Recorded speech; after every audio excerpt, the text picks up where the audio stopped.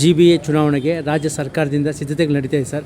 ಈ ಸಂದರ್ಭದಲ್ಲಿ ನೀವು JDS ಪಕ್ಷದ ಹಿರಿಯ ನಾಯಕರಾಗಿದ್ದೀರಿ. ಈ ಸಂದರ್ಭದಲ್ಲಿ ನಿಮ್ಮ ಮನದಾಳದ ಮಾತು ಸರ್. ಬ್ಯಾಟರಾಯನಪುರ ವಿಧಾನಸಭಾ ಕ್ಷೇತ್ರದಲ್ಲಿ ಇವತ್ತು ವಾರ್ಡ್ ನಂಬರು 14 ಆಗಿದೆ ವಾರ್ಡು. ಈ 14 ವಾರ್ಡು ಈಗ BJP ಮತ್ತು JDS ಎರಡೂ ಮೈತ್ರಿ ಆದರೆ 14ಕ್ಕೆ 14 ನಾವು ಇವತ್ತು ತಗೊಂಡು ಆಡಳಿತ ಮಾಡೋದಕ್ಕೆ ನಾವು ಸಿದ್ಧರಿದ್ದೀವಿ. ಆದರೆ ಈಗ ಮೇಲು ಹಂತದಲ್ಲಿ ಈಗ ದೊಡ್ಡವರು ಈಗ ದೇವೇಗೌಡರು ಇದ್ದಾರೆ, ಕುಮಾರಣ್ಣವ್ರು ಇದ್ದಾರೆ, ಮತ್ತು ಅದೇ ರೀತಿ ಈಗ ಯಡಿಯೂರಪ್ಪ ಅವರು ಇದ್ದಾರೆ, ವಿಜೇಂದ್ರ ಅವರು ಇದ್ದಾರೆ. ಇವರೆಲ್ಲ ಒಮ್ಮತದಲ್ಲಿ ಕೂತು ನಮಗೆ ಅಲೈನ್ಸ್ ಮಾಡಿಕೊಡೋದಕ್ಕೆ ಅವರು ಪ್ರಯತ್ನ ಪಟ್ಟರೆ ನಾವು ನಿಜವಾಗಲೂ 14ಕ್ಕೆ 14 ನಾವು ಬೆಂಗಳೂರು ಉತ್ತರ ನಾರ್ತ್ ಏನಿದೆ ಅದನ್ನು ಕಂಪ್ಲೀಟಾಗಿ ನಾವು 14ಕ್ಕೆ 14 ನಾವು ಕಾರ್ಪೊರೇಟ್ರು ಗೆದ್ದು ನಾವು ಬರೋದಂತೂ ಖಚಿತ ಆಗಿದೆ. ಸೊ ಈಗ ಅಲೈನ್ಸ್ ಕೆಲವರು ಈಗ ಆಲ್ರೆಡಿ ಅಲೈನ್ಸ್ ಬೇಡ ನಾವು ನೇರವಾಗಿ ನಿಂತ್ಕೋತೀವಿ ಅಂತ ಇದ್ದಾರೆ. ಬಟ್ ಅದು ನೇರವಾಗಿ ನಿಂತ್ಕೊಳ್ಳೋದಕ್ಕೂ ನಮಗೂ ಅರ್ಹತೆ ಇದೆ. ಈಗ ನಾವು ಒಂದು ಪಕ್ಷ ಅವರೇನಾದರೂ 14ಕ್ಕೆ 14 ಅವರು BJP ಅವ್ರು ನಿಂತ್ಕೋತೀವಿ ಅಂತಂದರೆ 14ಕ್ಕೆ 14 ನಾವು ಸಹ ಕ್ಯಾಂಡಿಡೇಟ್ಗಳನ್ನು ಹಾಕಬೇಕಾಗ್ತದೆ. ಬಟ್ ನಮ್ಮ ಉದ್ದೇಶ ಏನು, ಇವತ್ತು ಕೇಂದ್ರ ಸರ್ಕಾರದಲ್ಲಿ ಏನು ಇವತ್ತು ಕುಮಾರಣ್ಣವ್ರು ಸಚಿವರಾಗಿದ್ದಾರೆ, ಅದೇ ರೀತಿ ಈಗ ಮೋದಿಯವರ ಆಶೀರ್ವಾದ ಏನಿದೆ, ಇವತ್ತು ಕೇಂದ್ರ ಸರ್ಕಾರದಲ್ಲಿ ಕುಮಾರಣ್ಣವ್ರು ಇರೋದ್ರಿಂದ ನಾವು ರಾಜ್ಯಾದ್ಯಂತ ಮುಂದಿನ 28 ಏನು ವಿಧಾನಸಭಾ ಚುನಾವಣೆ ಬರ್ತದೆ ಅದಕ್ಕೆ ಮುನ್ನುಡಿ ಹಾಡಬೇಕು ಅಂತಂದರೆ ಈಗ ನಾವು ಬೆಂಗಳೂರು ಸುಪರ್ತಿಗೆ ನಾವು ತಗೋಬೇಕಾಗ್ತದೆ. 5ಕ್ಕೆ 5 NDA ಪಕ್ಷದ ವತಿಯಿಂದ ನಾವು ಆಡಳಿತ ಮಾಡಬೇಕಾಗ್ತದೆ. ಯಾಕೆಂದರೆ ಮುಂದಿನ ದಿನ 28 ವಿಧಾನಸಭಾ ಕ್ಷೇತ್ರಗಳು ಅದು 36 ಆಗ್ಬೋದು. ಆ 36 ನಾವು ಮೋದಿ ಕೈ ಬಲಪಡಿಸಬೇಕು ಅಂತಂದರೆ ಮತ್ತೆ ಈ ಕುಮಾರಣ್ಣವರು ಮತ್ತೆ ಇಲ್ಲಿ ಮುಖ್ಯಮಂತ್ರಿ ಆಗಬೇಕು ಅಂತಂದರೆ NDA ಪಕ್ಷದ ಅಭ್ಯರ್ಥಿಯಾಗಿ ಕುಮಾರಣ್ಣವರು ಮತ್ತೆ ಇಲ್ಲಿ ಚುನಾವಣೆಗೆ ನಿಂತು ರಾಜ್ಯ ರಾಜಕೀಯದಲ್ಲಿ ಚುನಾವಣೆಗೆ ಬಂದು ಮತ್ತೆ ಅವರು ಮುಖ್ಯಮಂತ್ರಿಯಾಗಿ ಇಲ್ಲಿ ಆಡಳಿತ ನಡೆಸಬೇಕು ಅಂದರೆ ನಾವು ಎಲ್ಲ ಮಹಾನಗರ ಪಾಲಿಕೆಗಳನ್ನು ನಾವು ನಮ್ಮ NDA ಮೈತ್ರಿಕೂಟಕ್ಕೆ ನಾವು ತಗೋಬೇಕಾಗ್ತದೆ. ಹಾಗಾಗಿ ಎಲ್ಲರಲ್ಲೂ ನಾನು ಪ್ರಾರ್ಥನೆ ಮಾಡೋದೇನು ಅಂತಂದರೆ ಇಲ್ಲಿ ಏನೀಗ ಅಲಯನ್ಸ್ ಅಂತ ಹೇಳ್ತಾವ್ರೆ, ಈ ಎಲ್ಲ ಅಲಯನ್ಸ್ಗಳನ್ನು ನಾವು ಪರಸ್ಪರವಾಗಿ ಕೂತು ಚರ್ಚಿಸಿ ನಾವು ಸೀಟ್ಗಳನ್ನು ಹಂಚಿಕೆ ಮಾಡಿಕೊಂಡು ನಾವು ಈ ಚುನಾವಣೆಯನ್ನು ಗೆಲ್ಲೋದು ನಮಗೆ ಮುಖ್ಯ. ಅದು ಈ ರಾಜ್ಯದಲ್ಲಿ 2028ಕ್ಕೆ ನಾವು ಮುಖ್ಯಮಂತ್ರಿಯನ್ನು ನಮ್ಮ NDA ಪಕ್ಷದ ಮುಖ್ಯಮಂತ್ರಿಯನ್ನು ನೋಡುವಂಥದ್ದು ಭಾಳ ಮುಖ್ಯವಾಗಿದೆ ಸರ್. ಇವಾಗ ಒಂದು ವೇಳೆ ಮೈತ್ರಿ ಆಗಿದ್ರೆ ನೀವು BJP JDS ಒಂದು ವೇಳೆ ಪಕ್ಷದ ವಿಚಾರದಲ್ಲಾಗಲಿ ಆಮೇಲೆ ಸೀಟು ಹಂಚಿಕೆ ವಿಚಾರದಲ್ಲಾಗಲಿ ನಿಮ್ಗೆ 50-50 ಅಂತ ನೀವು ಕೇಳ್ತಾ ಇದ್ದೀರಾ. ಒಂದು ವೇಳೆ ಆಗಿಲ್ಲ ಅಂದರೆ ಏನು ಮಾಡ್ತೀರಾ ಸರ್? ಅಲ್ಲ, ಈಗ 50-50 ಅಂತ ನಾವು ಕೇಳ್ತಾ ಇದ್ದೀವಿ.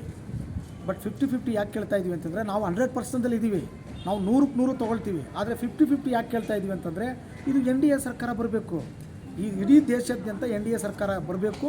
ಆ ಹಿತದೃಷ್ಟಿಯಿಂದ ಕರ್ನಾಟಕದಲ್ಲೂ ಎಲ್ಲೂ ಯಾವುದೇ ವ್ಯತ್ಯಾಸ ಆಗಬಾರ್ದು ಅಂತೇಳಿ ನಾವು 50-50 ಅಂತ ನಾವು ಮಾಡ್ಕೊಂಡಿದ್ದೀವಿ. ಒಂದು ಪಕ್ಷ BJP ಏನು ಆ ನಾಯಕರುಗಳಿದ್ದಾರೆ ಅವರೇ ತೀರ್ಮಾನ ಮಾಡಲಿ, ಮತ್ತು ನಮ್ಮ JDS ನಾಯಕರುಗಳಲ್ಲಿದ್ದಾರೆ ಅವರು ತೀರ್ಮಾನ ಮಾಡ್ತಾರೆ. ಈಗ ಬೆಂಗಳೂರು ನಗರಾದ್ಯಂತ ಮತ್ತು ಎಲ್ಲ ಉಸ್ತುವಾರಿ ಸಚಿವರುಗಳು ಉಸ್ತುವಾರಿ ಯಾರ್ಯಾರಿದ್ದಾರೆ ಇವರು ಏನು ಮಾಜಿ ಉಸ್ತುವಾರಿ ಸಚಿವರುಗಳವರೇ ಮತ್ತು ಹಾಲಿ MLAಗಳವರೇ ಇವನ್ನೆಲ್ಲ ಕೂಡಿಸ್ಕೊಂಡು ಅಲಯನ್ಸ್ ಆಗಲೇಬೇಕು ಅನ್ನೋದು ನಮ್ಮ ಒತ್ತಾಯ ಸರ್. 2028 ವಿಧಾನಸಭಾ ಚುನಾವಣೆ ಸುಲಭ ಆಗುತ್ತೆ ಅಂತ ನೀವು ಹೇಳೋದು? 100% ಇದು 100% ಬೆಂಗಳೂರು 5 ನಗರ ಪಾಲಿಕೆಗಳನ್ನು ನಾವು ತಗೊಳ್ಳೋದು ಸತ್ಯ. ಇದನ್ನು ತಗೊಂಡಂಥ ಸಂದರ್ಭದಲ್ಲಿ ನಾವು ಬೆಂಗಳೂರಲ್ಲೇ ನಾವು ಹೆಚ್ಚು ಕಡಿಮೆ 30ರಿಂದ 35 ಸೀಟನ್ನು ನಾವು NDA ವತಿಯಿಂದ ನಾವು ಕೊಡ್ತೀವಿ 100%. ನಿಮ್ಮ ಹೆಸರು ಸರ್? ನಾಗರಾಜ್ ಅಂತೇಳಿ. ನಾನು ಬ್ಯಾಟರಾಯನಪುರ ವಿಧಾನಸಭಾ ಕ್ಷೇತ್ರದಲ್ಲಿ ಈಗ ನಾನು ಪ್ರಧಾನ ಕಾರ್ಯದರ್ಶಿಯಾಗಿ ಕೆಲಸ ಮಾಡ್ತಾ ಇದ್ದೀನಿ. ಮತ್ತು ವಾರ್ಡ್ ನಂಬರ್ 14 ರಾಜೀವ್ ಗಾಂಧಿ ನಗರ ಅಂತ ಇದೆ. ಆ ರಾಜೀವ್ ಗಾಂಧಿ ನಗರ ವಾರ್ಡಲ್ಲಿ ನಾನೀಗ ಅಭ್ಯರ್ಥಿಯಾಗಿ ನಿಲ್ಲೋದಕ್ಕೆ ನಾನು ಆಕಾಂಕ್ಷಿಯಾಗಿದ್ದೀನಿ. ಅದರಲ್ಲೂ ನಮ್ಮ ಪಕ್ಷದಿಂದ ಈಗ ಆಲ್ರೆಡಿ ನನಗೆ ಘೋಷಣೆಯೂ ಮಾಡಿದ್ದಾರೆ. ಬಟ್ ಇವರು BJP ಅವ್ರ ಜೊತೆ ಅಲಯನ್ಸ್ ಮಾಡಿಕೊಂಡ್ರೆ ನಮ್ಗೆ ಒಳ್ಳೆಯದು ಅನ್ನೋಂಥದ್ದು.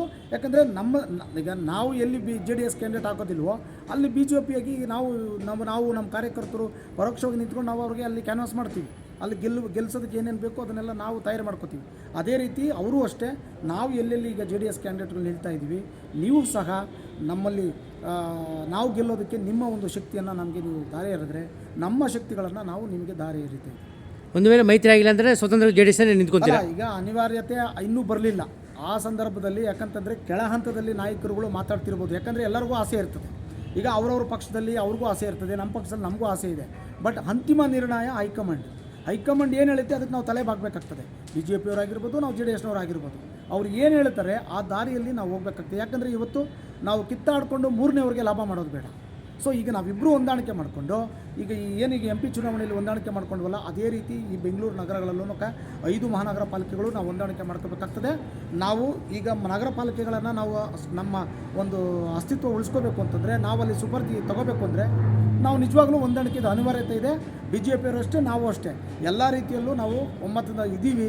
ಇದುವರೆಗೂ ಯಾವುದೇ ಯಾರು ಬಹಿರಂಗವಾಗಿ ಆ ರೀತಿ ನಾವು ಅಲಯನ್ಸ್ ಮಾಡ್ಕೊಳ್ಳೋಣ ಅಂತ ಹೇಳಿಲ್ಲ. ಸೊ ಇದು ಹೈಕಮಾಂಡ್ ಏನು ತೀರ್ಮಾನ ಮಾಡ್ತದೆ, ವಿಜೇಂದ್ರ ಸಾಹೇಬ್ರು ಇರ್ಬೋದು, ಆರೋಶಕ್ ಅವರು ಇರ್ಬೋದು, ಮತ್ತು ಯಡಿಯೂರಪ್ಪ ಸಾಹೇಬ್ರು ಇರ್ಬೋದು, ಮತ್ತು ಕುಮಾರಣ್ಣವರು, ದೇವೇಗೌಡರು, ಇನ್ನೂ ನಮ್ಮ ವಿರೋಧ ಪಕ್ಷದ ನಾಯಕರು ಮತ್ತು ನಮ್ಮ ಕೋರ್ ಕಮಿಟಿಗಳಿದೆ, ಎಲ್ಲ ಕೂತು ಚರ್ಚೆ ಮಾಡ್ತದೆ. ಚರ್ಚೆ ಮಾಡಿ ಅವರು ತೀರ್ಮಾನ ಕೊಡ್ತಾರೆ. ಅಲಯನ್ಸ್ ಆಗಿ ಅಂತೂ 100% ನಾವು ಹೋಗೇ ಹೋಗ್ತೀವಿ.